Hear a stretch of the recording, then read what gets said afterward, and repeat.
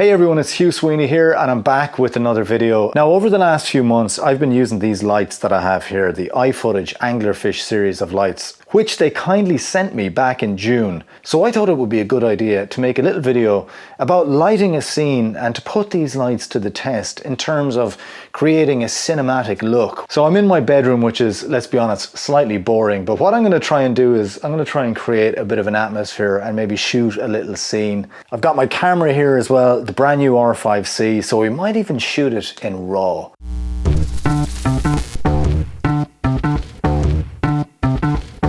Now when you're shooting a movie at home and you want to light the scene, the first thing you should look at is the actual existing lights and see what they have to offer, because even normal, what you might call practical household lights can be useful, especially in the background. Now I have a light in the corner here. It's an LED bulb and it's a little bit yellow, so what I might do is I might actually gel that. So here I have my existing household ceiling light. So what I'm going to do with this light is actually just diffuse it, because it's going to take down the light a little bit and stop it from sort of overpowering the scene. So what we're going to do is I'm just going to clip these on, which is kind of tricky actually, if you ask me.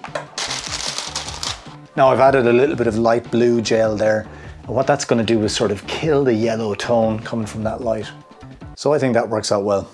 So even though I have a much bigger light, the 320DN, I'm actually going to use the 60DN as my main fill light. Now I could probably get away with bouncing the light on the doors there, but I might as well use this, even though this is a diffuser and not a reflector as such. But the softness should work. So what we have here is a sort of a cove light as such going on here. It's sort of hitting me on the left of the face. It's going to look pretty good on camera from that angle, I think. I'm going to just cover this light with this sort of teal gel. Even though it seems rather drastic and a bit OTT, which it is right now, if I peg this down, right down, so it's only very subtle, what it might do is it might sort of complement the colors of my existing main lights, which are very warm. Maybe I can actually sort of blend a little bit, let a little bit of white light through as well. You can see that it's sort of letting a little bit of white mix with the green. Now this is particularly cool. This is one of these sort of extension arm thingies from iFootage, and if I want I can adjust the angle on this. So now I can use this light as well as a little bit of a sort of a facial highlight light. Plus I can actually control that with the app on the phone. I'm just going to turn off this one for a second. So what I'm going to do with this one is fire it into a bit of teal. So that's a little bit of teal, and then we can just take it down a notch. So how's that looking? Very, very slight.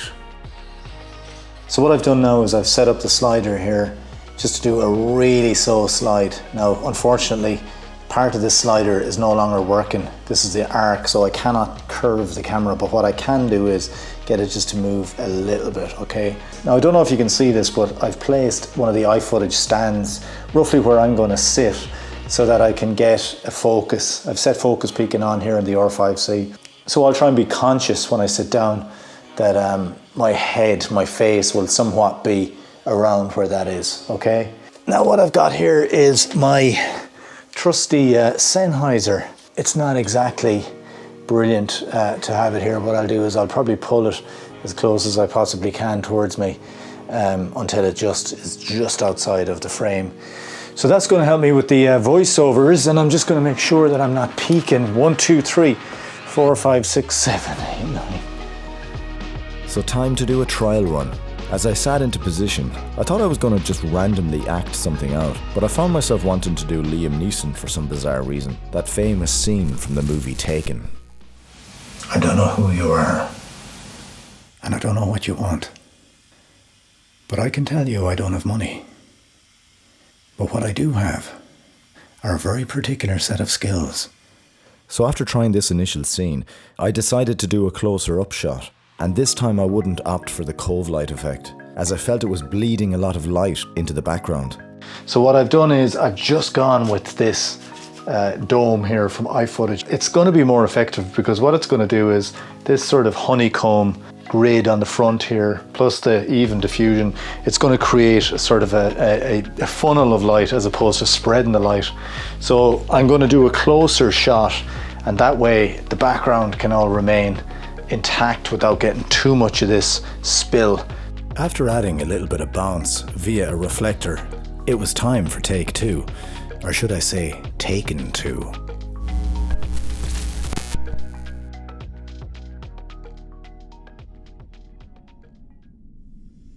I don't know who you are, and I don't know what you want, but I can tell you I don't have money. But what I do have are a very particular set of skills. Skills I've acquired over a very long time. Skills that make me a nightmare for people like you. Now, if you let my daughter go, that'll be the end of it. But if you don't, I'll look for you. I will find you. And I'll kill you. Believe it or not, this was actually the best take I did, but I decided that it was time to take the Liam Neeson thing a bit further and relocate to the living room where I'd have a little bit more space to frame a better shot. Plus, I decided to learn the exact script from the movie to make it a little bit more authentic. Okay, so now I have my lighting set up. I've gelled this a little bit better than what I had it gelled yesterday. Created a sort of Franken arm type thing so that I could keep the cone on the light and use the umbrella at the same time.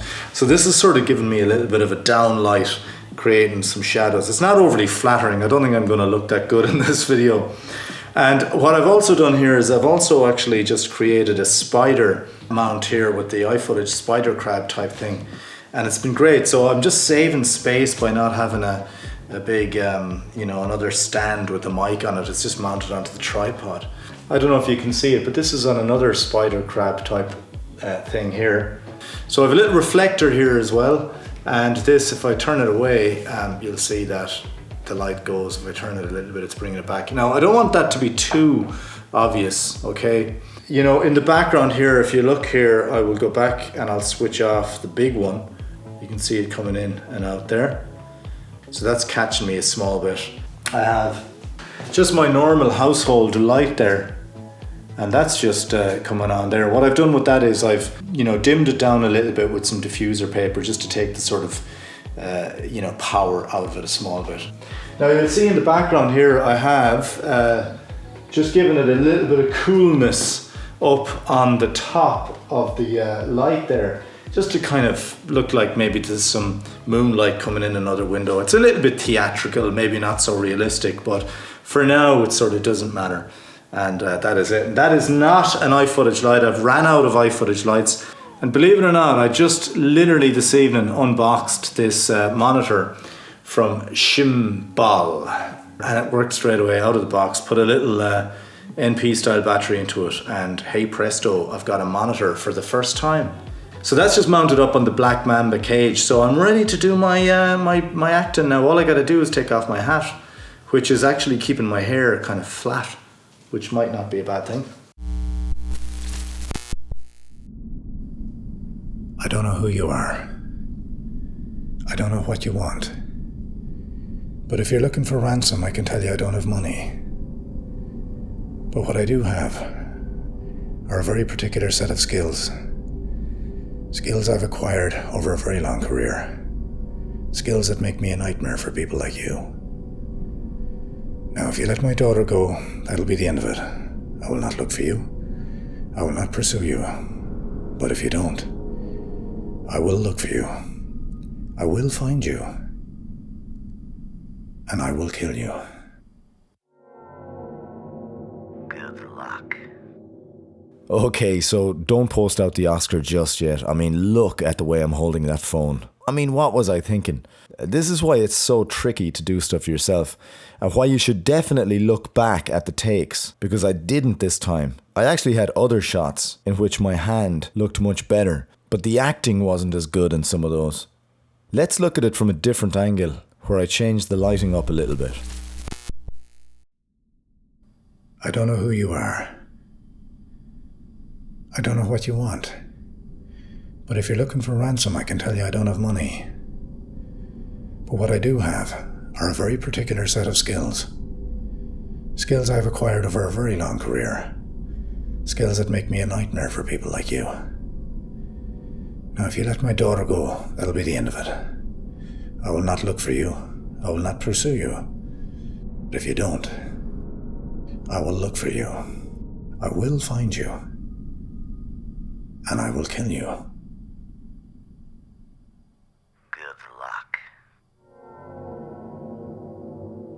One thing you can do is introduce the lights. In other words, if I had a wider shot which sort of showed possible light sources that would light me on the close-up shot. For example, if there was a window giving me that sort of cold light on the left-hand side of my face, or even better still, if the wider shot showed the TV switched on, and if I had a pulsing light on the left-hand side of my face, that would make a more realistic scene. I know this is not perfect by any means, but remember, I'm just one person on my own here, doing the lighting, camera, sound, and dare I say, acting. And believe it or not, like with the lighting, I learned a lot about the acting here too. That's one thing about doing this stuff. You actually learn it as you do it. And look at how I progressed from the first shot I took to the last. It did get better. And you will too if you actually just practice this stuff. This video was fun, and it sort of got me outside my comfort zone in trying to just, I suppose, improve my lighting skills and my acting skills. I do hope you think that I'm an okay Liam Neeson impersonator. Sometimes we can be very critical of what we do, and you know what, you just still have to do it and get it out there, and that's the only way you learn, is through just doing it and practicing. So this has been a lot of fun for me. If you liked the video, do subscribe to the channel in case you might see more of this type of stuff. Thanks so much to iFootage for sending me this gear, and I have a full review of the iFootage lights on the way as well. Thanks also to Angelbird for supplying me with cards for the Canon R5C camera and my R5, plus Shinobi as well for this great monitor, which has been fantastic. So until the next video, guys, that's all from myself, Hugh Sweeney, and I will chat to you very, very soon.